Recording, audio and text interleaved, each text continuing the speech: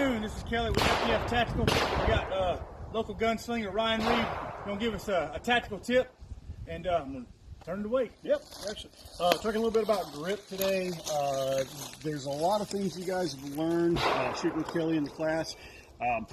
In sight picture, about trigger control, those kinds of things, but the core of pistol shooting is a grip.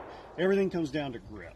If you don't have a good grip, you're not going to have good trigger control, you're not going to have a good sight picture. If the grip is good enough, those things can have a little slack in them and you'll be okay. So the way I always teach everybody grip, first of all, unloaded gun. So just make sure everybody knows we're not using a loaded gun for this video right now.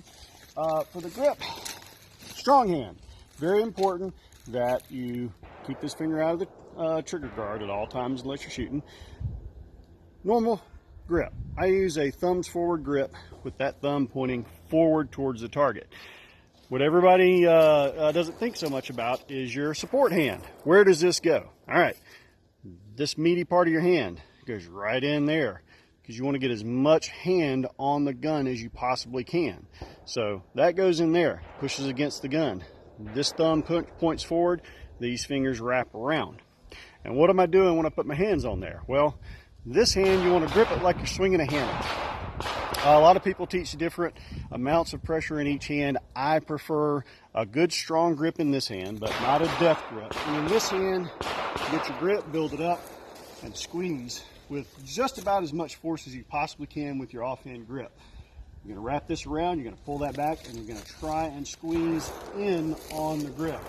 And some forward and backward pressure, but primarily in so that the gun tracks straight up and down as you fire. So build your grip, get your sight picture, there you go. And the key thing is, if you're doing this in dry fire, you want to do this enough so that your sights or your dot, if you're using a dot, are moving, preferably not at all, but minimal movement when you press that trigger. So out the gun, so you're going to actually drill the striker, and boom, and you want to see that dot not move. If the dot's moving, you're not gripping hard enough.